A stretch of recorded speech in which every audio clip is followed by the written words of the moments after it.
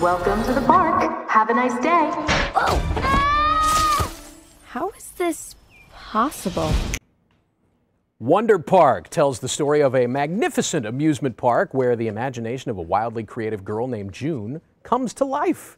What are the critics saying about this kid-friendly film? We just happen to have one of those critics on the set right now. KMOX movie critic Mark Reardon. How you doing, buddy? How are you, Matthew? Doing fine. I have to be totally honest with you. Super busy the last couple of weeks. This one has not even been on my radar. And it should not be on your radar. Wow, that didn't take long. Yeah. Okay, we're out of here. And we're done. Thanks for joining us this morning. Well, here's the thing, and you tell me if my line of thinking is wrong.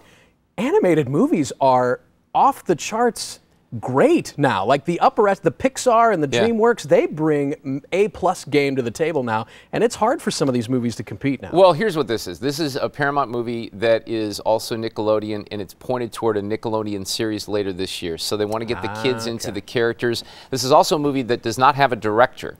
So it actually feels like a movie that does not have a director. How does but the that director, work? well, there was a Me Too moment, and he got fired for inappropriate conduct, and he's not listed on IMDb or when the credits roll. So it's the story of a little girl named June. Something really weird happens, you know, and this is a movie that really does target younger kids.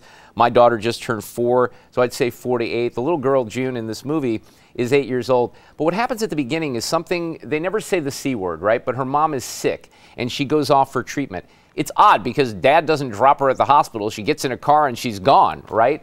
So that's a little, I think, jarring for young kids because they might be confused. She has this amusement park that she created in her imagination with her mother, and then she realizes that it's really coming to life. And you have all these characters that are voiced by Jennifer Gardner and John Oliver and Mila Kunis, and our hometown guy, Norbert Leo Butz, who is a buddy of mine who won 2 Tony Awards, of course.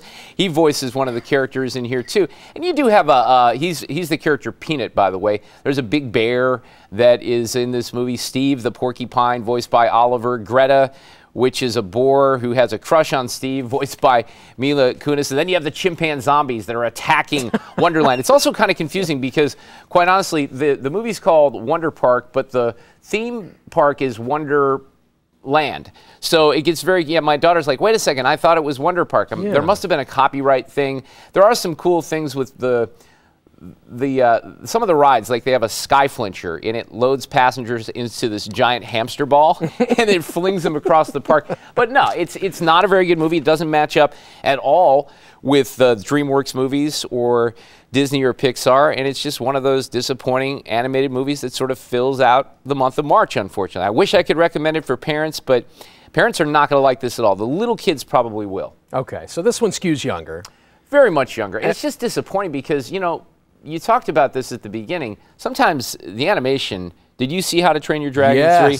That's mind-blowing animation. The flights, it really is. Yeah, it's nuts. And I think I said at the time, I mean, we're getting closer and closer where actors might not have to worry about acting anymore because these characters are drawn so realistically. But the animation in this movie doesn't really pop either. So it's a lazy effort that's really a money grab. They want to sell characters at the toy stores and they want to promote this Nickelodeon a new show that's coming right? up. So you well, got to do better than that. They can't all be winners. And Captain Marvel's probably going to win again. Oh, it's going to crush the competition this weekend for sure. Now, next week you have director Jordan Peele. Oh, you know, all of a sudden he's become like M. Night Shyamalan, right? Legendary director Jordan Peele. But he's got Us, a horror movie coming out next Friday. And yes, that's the Key and Peele guy. He's doing crazy things. Mark, thank you very much. Thank you. Don't forget, you can listen to this guy, Mark Reardon, weekday afternoons on KMOX 1120 on your AM dial. And oh, he's on the radio too? Yeah, the guy gets around. That's great for you. Kind of a big deal. Don't pretend. It's a nice little side hustle. But great days always is top. I work at the QT and on KMOX. Split my time a little bit. Nothing wrong with that. Thank you, Mark.